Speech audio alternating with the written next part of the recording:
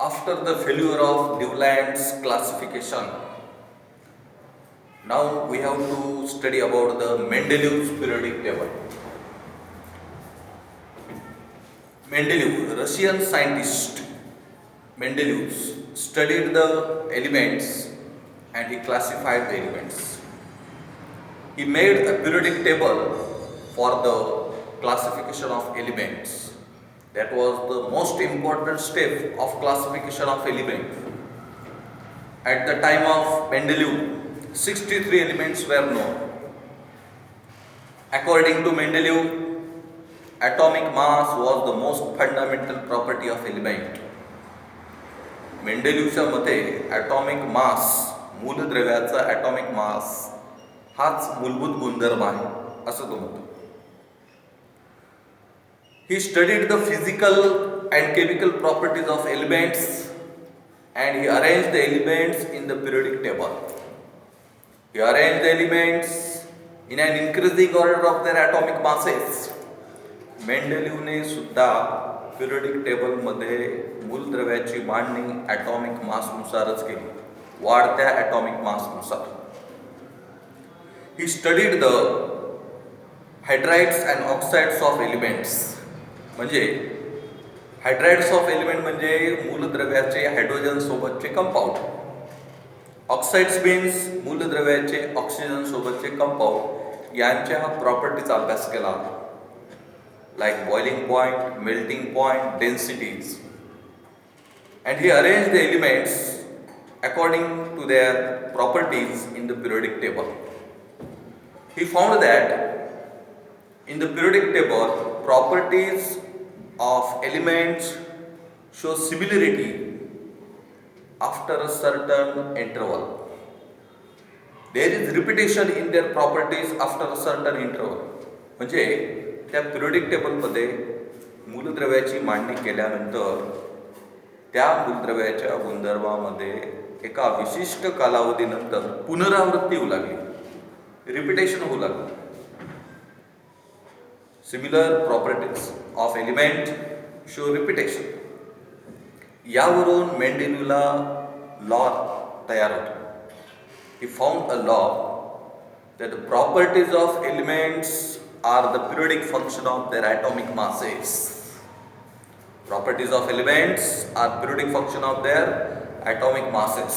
म्हणजे जेव्हा ह्या पिरियडिक टेबलमध्ये मूलद्रव्याची मांडणी वाढत्या ॲटॉमिक मासनुसार केली जाते, तेव्हा त्या मूलद्रव्यांच्या गुणधर्मामध्ये एका विशिष्ट कालावधीनंतर पुनरावृत्ती येते. विशिष्ट कालावधी म्हणजेच या टेबलमध्ये एकाखाली एक जे एलिमेंट येतात, एका ग्रुपमध्ये येतात, त्यांचे गुणधर्म सारखे होऊ लागले. In this Mendeleev's periodic table, there are some vertical columns and some horizontal rows. या पिरियडिक टेबलमध्ये काही उभे कॉलम आहेत, त्याला त्याने ग्रुप्स नाव दिलं. Vertical columns in the Mendeleev's periodic table are known as groups. आडवे जे आहेत त्याला आपण हॉरिझॉन्टल रोज बनतो, त्याला त्याने पिरियड्स नाव दिलं. Horizontal rows in the Mendeleev's periodic table are called periods. तर ह्या टेबलमध्ये ग्रुप्स आणि पिरियड्स तयार झाले आणि यामध्ये जे एका ग्रुपमध्ये एलिमेंट येतात म्हणजे एकाखाली एक, त्यांचे गुणधर्म सारखे होऊ लागले. म्हणूनच मेंडेलिव्हनं स्टेटमेंट काय तयार केलंय? Properties of elements are periodic function of their atomic masses. त्यानंतर मेंडेलिव्हचं या क्लासिफिकेशनमध्ये खूप महत्त्वाचं योगदान आहे आणि या मेंडेलिव्हच्या क्लासिफिकेशनमुळं यानंतरचं जे क्लासिफिकेशन आहे हेनरी मॉसलेचं, मॉसलेला याचा खूप फायदा झाला. कारण मेंडेलिव्हनं ॲटॉमिक मासचा विचार केला होता आणि या मेंडेलिव्हच्या योगदानामुळं पुढे मॉसलेला फायदा होणार आहे. त्याला माहीत होतं की हा पिरियडिक टेबल म्हणजे फायनल नाही, यामध्ये चुका निघू शकतात किंवा याच्यात काय ॲडिशन होऊ शकते, चेंजेस होऊ शकतात, because science is progressive. So this periodic table was not final. त्यामुळे त्याने काही त्यामध्ये त्या मेंडेलिव्हच्या पिरियडिक टेबलमध्ये काही मेरिट्स आढळून आले. पहिलं मेरिट म्हणजे की त्याने काही एलिमेंटचे ॲटॉमिक मास जे आहे ती दुरुस्ती करून घेतली. Atomic masses of some elements were revised to get the proper place in the periodic table in accordance with their properties. For example, beryllium. बेरिलियमचं पूर्वीचं जे ॲटॉमिक मास होतं 14.09 हे चुकीचं आहे आणि त्याने दुरुस्त केलं, नंतर हे 9.4 निघालं. यामुळे बेरिलियमला करेक्ट पोझिशन मिळाली पिरियडिक टेबलमध्ये. बेरिलियम हा बोरॉनच्या अगोदर येतो, हे त्याचं महत्त्वाचं मेरिट आहे.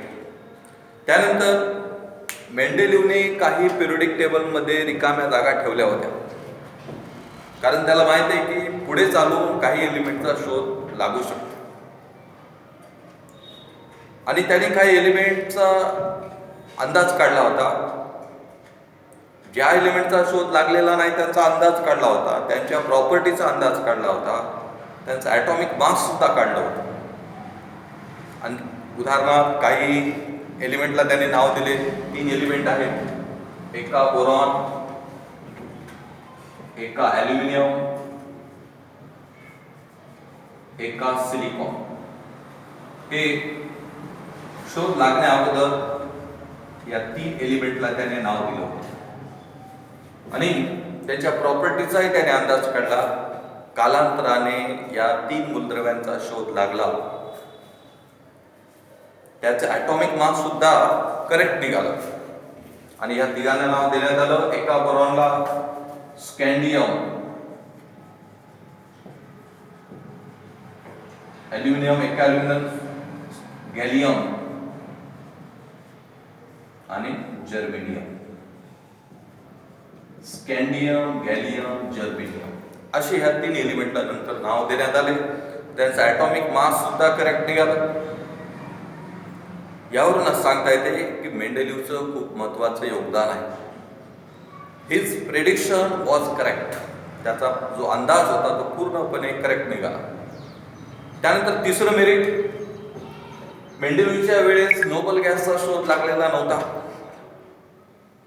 त्यानंतर कालांतराने नोबल गॅसचा शोध लागला. नोबल गॅस आपण helium, neon, argon, krypton, xenon, radon यांना आपण नोबल गॅसेस म्हणतो, इनर्ट गॅसेस म्हणतो. तर याचा शोध लागल्यानंतर त्याने या एलिमेंटचा एक वेगळा ग्रुप बनवला, झिरो ग्रुप. कारण ह्या सर्व एलिमेंटची व्हॅलन्सी 0 असते म्हणून त्याला नाव दिलं त्याने झिरो ग्रुप. आणि त्याने त्या पिरियडिक टेबलमध्ये त्याचा समावेश केला. जो काय अगोदरचा पिरियडिक टेबल होता त्याला डिस्टर्ब न करता त्याने त्याला वेगळा ग्रुप बनवला, झिरो ग्रुप.